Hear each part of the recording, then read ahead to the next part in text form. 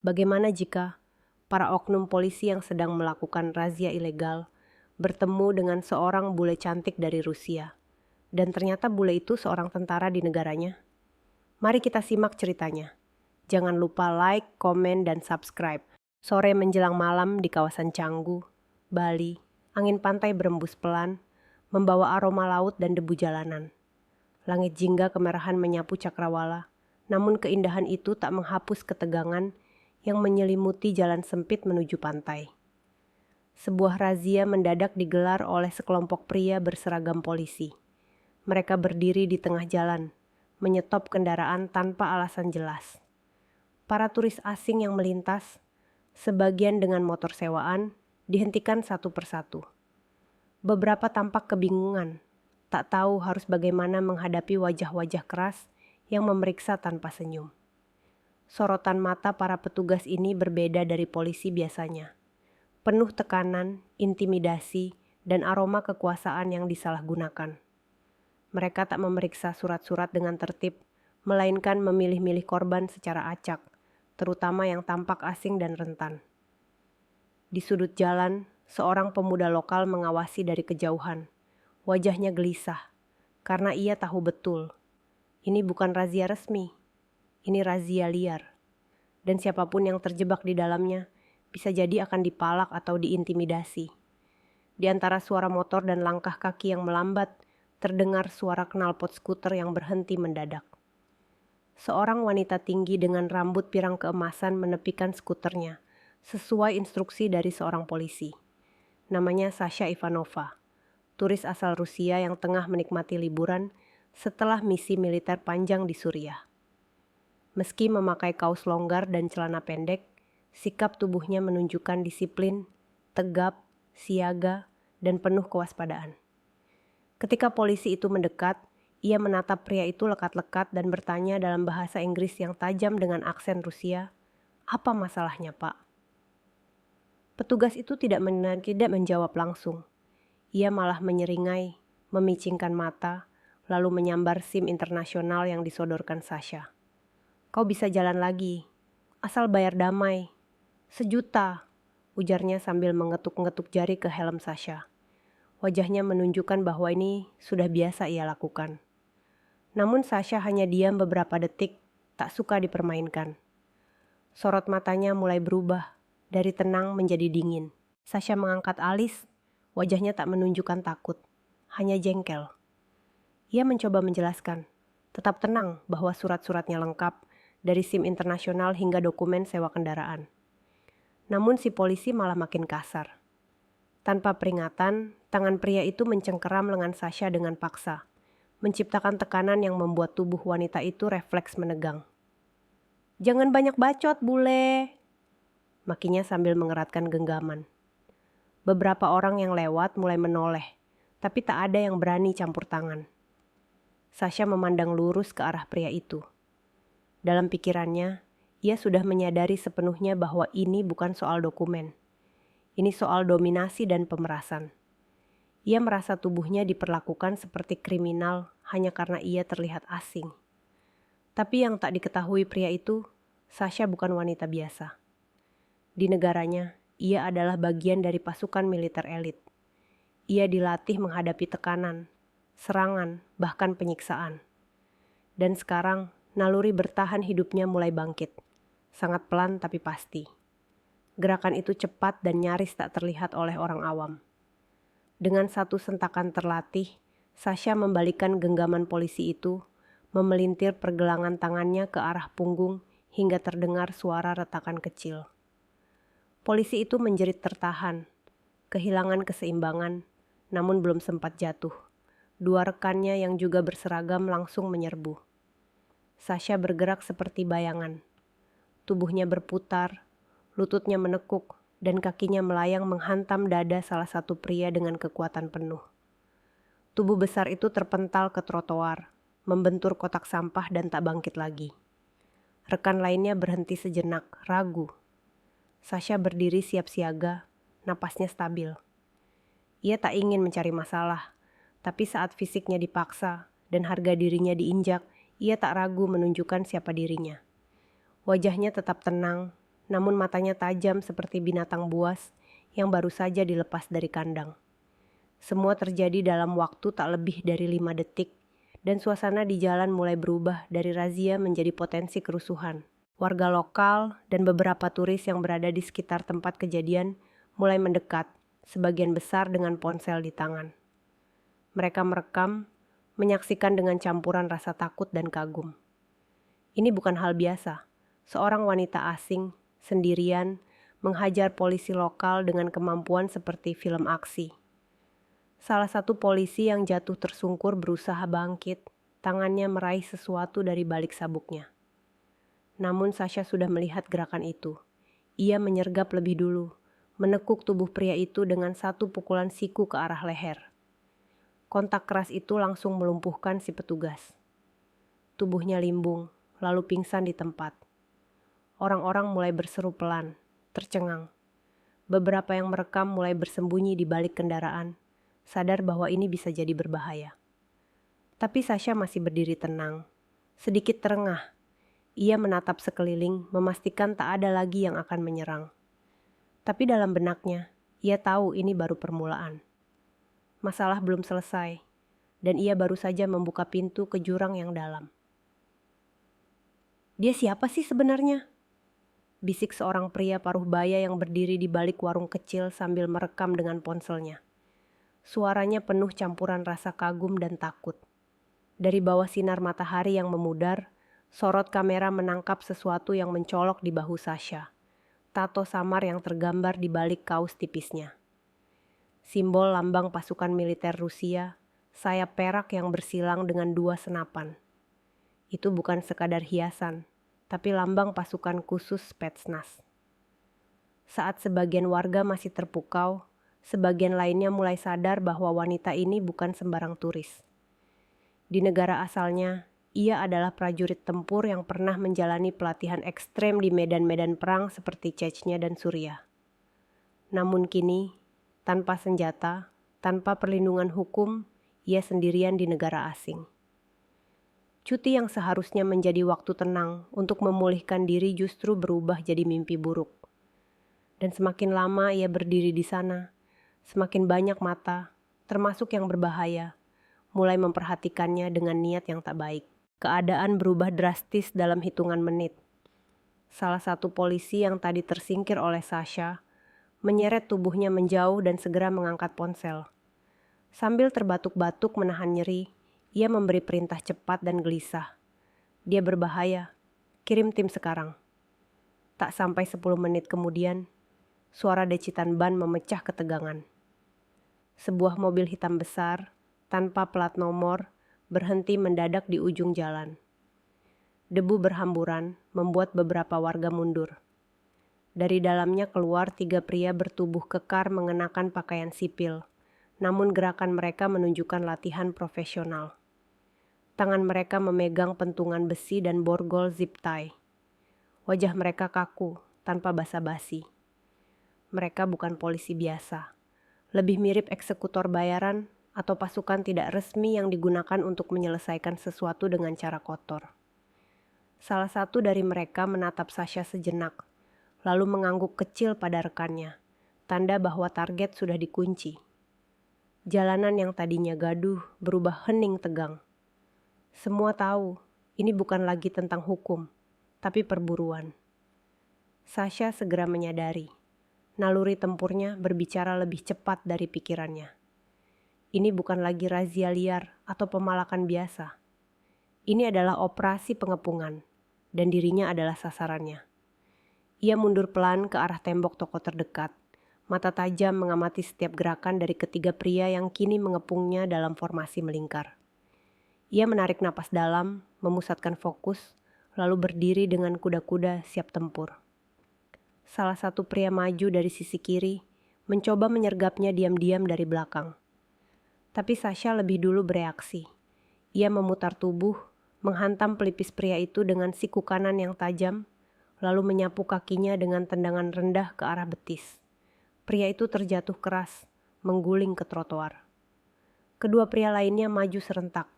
Sasha melompat mundur, menghindar dari ayunan pentungan yang nyaris mengenai kepalanya. Suara napas keras dan langkah kaki terdengar seperti genderang perang di telinganya. Ini bukan latihan. Ini pertarungan untuk bertahan hidup. Bentrok itu berlangsung brutal, cepat dan bising. Salah satu pria berhasil mendorong Sasha hingga terjatuh ke aspal. Untuk sesaat, ia terguling, tubuhnya menghantam keras permukaan jalan. Namun Sasha tidak membuang waktu. Dalam satu gerakan mulus, ia memutar tubuh, menangkap lutut pria yang mendekat, lalu memelintirnya ke arah berlawanan dengan tumpuan penuh kekuatan. Terdengar bunyi krak, tajam dari sendi yang patah. Pria itu menjerit sebelum terjatuh dan menggeliat. Warga yang menonton dari balik kendaraan mulai menjerit ngeri. Beberapa turis yang awalnya merekam kini berlari menjauh, takut terjebak dalam kekacauan. Seorang ibu lokal menarik anaknya yang melihat dari balik trotoar. Jalan itu berubah menjadi medan pertempuran dadakan. Sasha berdiri kembali, tubuhnya kini lebih kotor, pelipisnya sobek dan mengalirkan darah, tapi matanya masih menyala penuh tekad. Ia melirik ke kiri dan kanan, mencari celah kabur, namun tak menemukan apa-apa selain tatapan ketakutan dari orang-orang yang tidak tahu harus berpihak pada siapa. Tubuh Sasha kini mulai lelah, darah mengalir perlahan dari pelipisnya, membasahi pipi dan lehernya. Namun ia tidak menunjukkan rasa sakit. Ia berdiri tegak, mengamati pria terakhir dari kelompok penyerangnya yang masih aktif. Saat ia hendak melangkah, bersiap memberikan serangan terakhir, tiba-tiba suara sirene panjang menggema dari kejauhan. Semua orang menoleh. Dalam waktu singkat, sebuah mobil patroli polisi sungguhan dengan lampu berputar merah biru tiba di lokasi. Sekilas ada harapan. Mungkin akhirnya pihak berwenang yang benar datang. Namun harapan itu segera pupus ketika pintu mobil terbuka dan 4 petugas turun, langsung mengangkat senjata ke arah Sasha. "Angkat tangan, jangan bergerak!" teriak salah satunya. Sasha menahan diri. Ia tahu gerakan sekecil apapun bisa berujung peluru. Ia mengangkat tangan perlahan, tubuhnya penuh luka dan napasnya berat. Tapi yang lebih berat adalah kenyataan bahwa yang datang bukan untuk menolong. Mereka datang karena laporan palsu, karena manipulasi. Dan ia sekarang dianggap sebagai penyerang, bukan korban. Sasha berdiri di tengah jalan yang kini menjadi panggung krisis. Tangannya terangkat, wajahnya berlumuran darah, dan napasnya berat. Di hadapannya, 4 polisi berseragam lengkap membidikan senjata ke arahnya, seolah ia teroris. "Letakkan senjata!" teriak salah satu dari mereka. Padahal Sasha tidak membawa senjata apapun. Ia menatap tajam ke arah para petugas itu, ingin menjelaskan, ingin bicara, namun suara mereka terus membentak, mengabaikan fakta. Di belakang mereka, beberapa warga yang masih merekam berteriak, "Dia diserang duluan, kami lihat semua." Tapi suara mereka ditelan oleh hiruk-pikuk dan suara sirin. Salah satu polisi melangkah mendekat sambil mengikat tali borgol plastik. "Jangan bergerak." Bentaknya lagi, padahal Sasha sudah berdiri diam. Dalam hatinya, Sasha menimbang, melawan akan memicu peluru, pasrah bisa berarti penganiayaan lebih jauh. Tapi ia tidak takut. Ia hanya marah, kecewa, dan sadar sepenuhnya bahwa keadilan di tempat ini bisa dibeli, dan kebenaran hanya suara lemah di tengah kekuasaan yang busuk. Di balik barisan polisi bersenjata itu, sosok yang familiar muncul, salah satu oknum yang tadi sempat dihajar Sasha. Kini berdiri dengan tangan diperban dan senyum licik di wajahnya. Ia berjalan pelan ke arah perwira senior yang tampak memimpin operasi dan berbisik cepat ke telinganya. "Dia menyerang duluan, Pak. Dia bahkan coba rebut senjata kami. Bahaya." Wajah sang perwira berubah dingin, tak sempat memeriksa rekaman atau bertanya kepada saksi. Ia hanya mengangguk singkat, lalu memberi isyarat kepada anak buahnya untuk menangkap Sasha. Dari belakang mobil patroli, beberapa polisi lain mulai menyiapkan dokumen. Entah itu laporan palsu atau sekadar formalitas penahanan. Tak ada satu pun dari mereka yang memeriksa luka di pelipis Sasha atau mendengar pernyataannya. Ia bukan lagi manusia di mata mereka, hanya ancaman yang harus diamankan. Sasha menatap si oknum itu dalam-dalam. Dan untuk pertama kalinya ia merasa tak hanya dikhianati sistem, tapi juga dijebak dalam panggung kejahatan yang rapi dan penuh kuasa. Tiba-tiba, suara keras dari arah kerumunan memecah ketegangan. "Saya rekam semuanya, dia membela diri."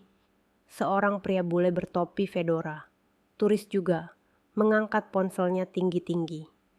Di layar, terlihat jelas bagaimana Sasha diserang lebih dulu. Bagaimana dia hanya bertahan dari kekerasan para oknum.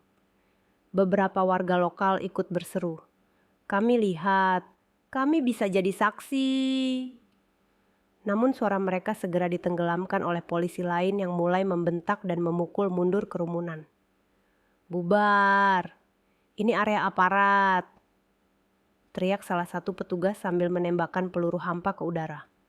Orang-orang kaget dan berlari menjauh. Ponsel yang merekam dirampas secara paksa. Beberapa dibanting hingga pecah. Sasha menoleh cepat, menyaksikan bagaimana saksi-saksi yang bisa menyelamatkannya disingkirkan satu persatu. Napasnya makin sesak, bukan karena luka, tapi karena keputusasaan yang menggerogoti pikirannya. Dunia tempat ia berdiri kini tak lagi rasional.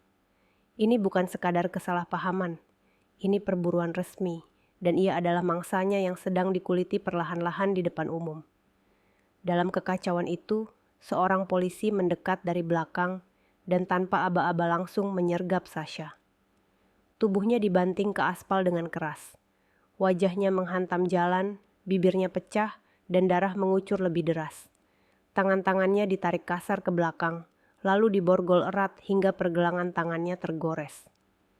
"Berani macam-macam, kupatahkan tanganmu," bisik petugas itu di telinganya. Sasha menggertakkan gigi menahan sakit. Ia ingin melawan, tapi kini tubuhnya sudah mulai melemah, dihajar dari luar dan dalam. Dalam posisi tengkurap, ia hanya bisa menatap debu dan aspal yang kini berwarna merah oleh darahnya sendiri. Matanya menatap kamera ponsel yang masih menyala diam-diam di balik semak. Mungkin satu-satunya saksi tersisa yang belum dihancurkan. Namun semua itu terasa jauh. Suara orang-orang di sekelilingnya makin samar, seperti gema. Dunia bergerak pelan. Ia merasa sendiri. Sendiri dan terjebak dalam sistem yang bukan miliknya. Dan entah mengapa, pikirannya mulai melayang ke masa kecilnya di Vladivostok, tempat ayahnya dulu mengajarinya disiplin militer untuk menjaga kehormatan, bukan untuk dijatuhkan seperti ini.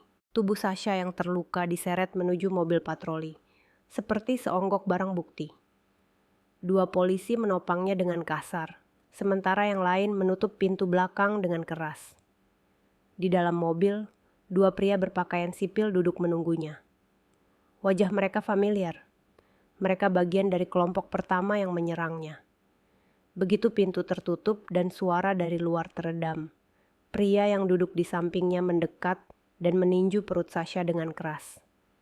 Tubuhnya meringkuk, tapi tak bisa bergerak bebas karena tangan masih terborgol di belakang. "Kau pikir bisa seenaknya di negeri orang ya?" cibir pria itu. Tak ada pen, tak ada kamera. Tak ada saksi, hanya kekerasan dalam gelap. Mobil mulai melaju cepat menuju arah yang tak jelas. Mereka tidak membawanya ke kantor polisi resmi. Jalan yang dilalui sepi dan makin menjauh dari kota. Sasha, meski kesakitan, tetap membuka mata, mengingat rute, membaca arah, menyusun rencana. Karena naluri tempurnya belum sepenuhnya mati. Tapi ia juga tahu, kalau ia salah sedikit saja, tubuhnya mungkin tidak akan ditemukan siapapun. Malam itu, Sasha tidak dibawa ke kantor polisi, rumah sakit, atau pos keamanan manapun. Mobil berhenti di depan sebuah bangunan tua di pinggiran kota. Bekas gudang logistik yang sekarang dikelilingi ilalang tinggi dan karung-karung kosong. Di dalam, lampu neon menggantung redup dari langit-langit berdebu. 2 pria membopong tubuh Sasha ke dalam ruang pengap itu, membantingnya ke kursi besi yang dibaut ke lantai. Borgolnya diganti dengan rantai. Di hadapannya, seorang pria berpakaian sipil duduk sambil membuka map, mengisyaratkan bahwa interogasi akan dimulai. "Kau tentara bukan? Kami tahu siapa kau," ucapnya dengan senyum licik. Sasha tidak menjawab. Ia hanya menatap balik dengan dingin. Pria itu lalu melempar foto, rekaman satelit, identitas palsu, dan catatan masuk dari bandara. Mereka sudah menggali semuanya. Tuduhan bahwa ia adalah mata-mata mulai dilemparkan, disusul dengan ancaman diplomatik yang absurd.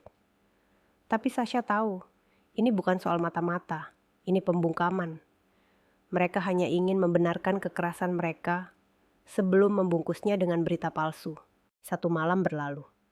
Sasha diikat di bangku logam dengan tangan membiru dan wajah lebam. Tak ada yang memberinya makanan atau air. Beberapa jam sebelumnya, ia sempat mencoba kabur.